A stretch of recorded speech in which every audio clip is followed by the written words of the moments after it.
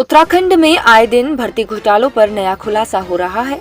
जहां अभी तक एसटीएफ द्वारा उत्तराखंड अधीनस्थ सेवा चयन आयोग पेपर लीक मामले की जांच चल रही है, तो वहीं अब एक और घोटाला सामने आया है, जो है विधानसभा में बैकडोर नौकरी देने का मामला।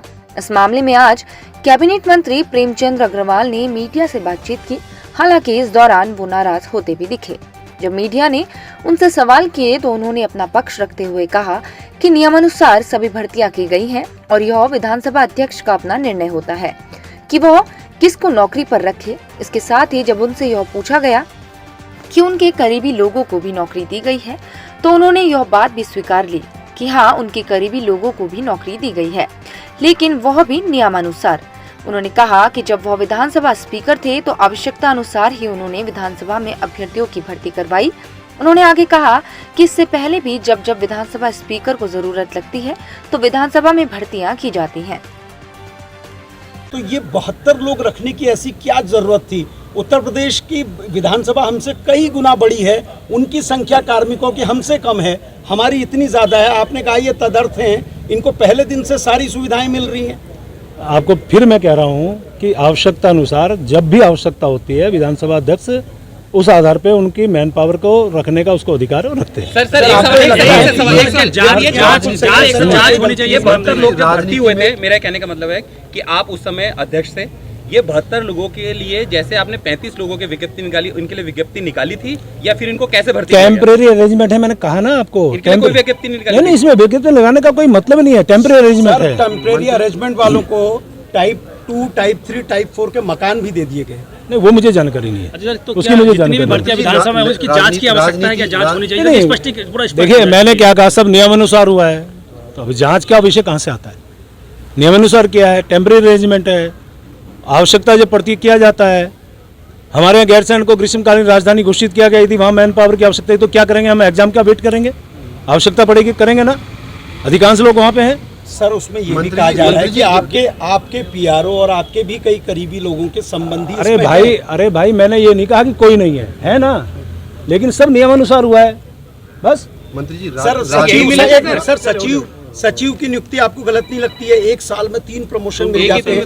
जो नवंबर 2021 तक वो डिप्टी सेक्रेटरी थे शोध के, ठीक है, दिसंबर में वो एडिशनल भी हो जाते हैं, जॉइंट भी हो जाते हैं, सचिव भी हो जाते हैं। ठीक है, शिथिलता अधिकार है अध्यक्ष विधानसभा को, शिथिलता का अधिकार के नाते उनको दिया है। फाइनेंस कंट्रोलर क्यों नहीं रखा सर जब शासन ने भेजा था? वो विधानसभा से पूछिए। मंत्री जी राजनीति में सुनिए तो,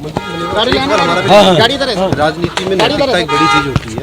ऐसी नैतिकता आपको लगता है कि मंत्रियों या उनकी जगह सीधे रूप से आप लोग भर्ती करते हैं, स्वच्छ रूप से भर्ती? भैया, मैंने फिर कहा नियमानुसार भर्ती हुई है, तो बार बार एक ही सवाल का जवाब क्या समर्थन करेंगे आप? ये नियमानुसार भर्ती हुई है और निश्चित रूप से नियमानुसार भर्ती हुई है। नियमानुसार भर्ती हुई है।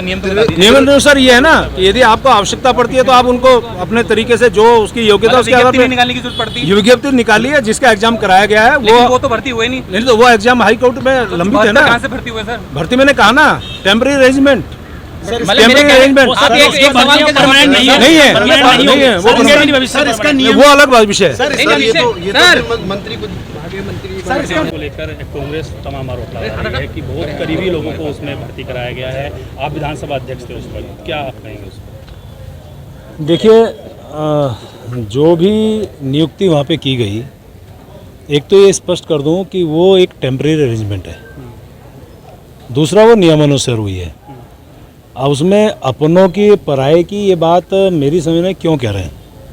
यदि मान लिया कोई व्यक्ति नियमानुसार उस परिधि में आ रहा है तो उसको नियुक्त किया गया है, लेकिन विज्ञप्ति नहीं निकाली गई और जितने भी लोग हैं आपके कई मंत्रियों के पीआरओ हैं उसमें। आपको एक जानकारी दे दूं, ये पहली बार हुआ ऐसा नहीं है, आज से पहले भी हुआ। 2002 से विधानसभा गठित है, तब से लेकर आज तक हुआ है, पहली बात। दूसरी बात यह है कि आवश्यकता अनुसार यदि जब किसी माननीय अध्यक्ष को लगता है कि उसमें मैन पावर की आवश्यकता है तो वो नियुक्त करता है, उसी आधार पे इस बार भी हुआ। और विज्ञप्ति की जहाँ तक बात कर रहे हैं, 21 साल के इतिहास में पहली बार उत्तराखंड की विधानसभा में एग्जाम कराया गया, लेकिन भर्ती तो नहीं हुई। अभी आप सुन तो लीजिए भाई साहब, यदि आप ही को जवाब सवाल करने से मेरे से क्यों पूछ रहे हो? मैं ये कह रहा हूँ कि पहली बार उत्तराखंड के इतिहास में एग्ज़ाम हुआ है। एग्ज़ाम हुआ है बाकायदा, उसका जो 8,000 के लगभग हमारे अभ्यर्थी थे, उनके एग्ज़ाम होने के बाद मुझे जो जानकारी मिल रही है, शायद कोई व्यक्ति हाई कोर्ट गया है। हाई कोर्ट के कारण वो विषय रुका है। वो प्रश्न पत्र जिन्होंने हल किए हैं वो बाकायदा स्ट्रांग रूम में हैं अभी, तो इसलिए उस पर हम कोई टिप्पणी नहीं कर सकते क्योंकि हाई कोर्ट का मामला है। तो ये पहली बार हुआ है। मंत्री जी, आपने कहा कि इससे पहले भी भाजपा सरकार नहीं, मैंने कब कहा उन्होंने भ्रष्टाचार किया? आपने कहा पहली बार नहीं हुआ है, तो यही कहा ना मैंने, भ्रष्टाचार तो नहीं कहा ना।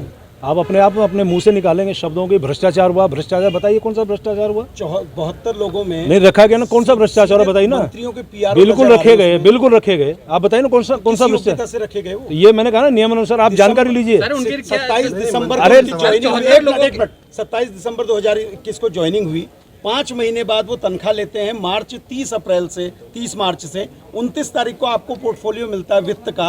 तो आपके वित्त मंत्री के बनने के बाद ही इनको वित्त की अनुमति कैसे मिलती ये है? विधानसभा जवाब देगा, क्योंकि ये विधानसभा का क्या पूर्व वित्त सचिव अमित नेगी ने सिग्नेचर नहीं किए थे? ये विधानसभा जवाब देगा। अच्छा सर, पूर्व मुख्यमंत्री भी ये कह रहे हैं आपको कि उनके नहीं पास लग रहा एक है फाइल सर आई इसमें कहीं थी। गलती है कोई?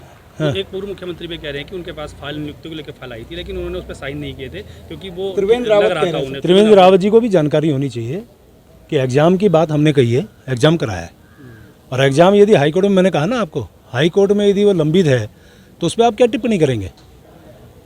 हाई कोर्ट निर्देश है, कॉपी रखिए, उसमें उसका निर्णय आ जाना चाहिए। हाई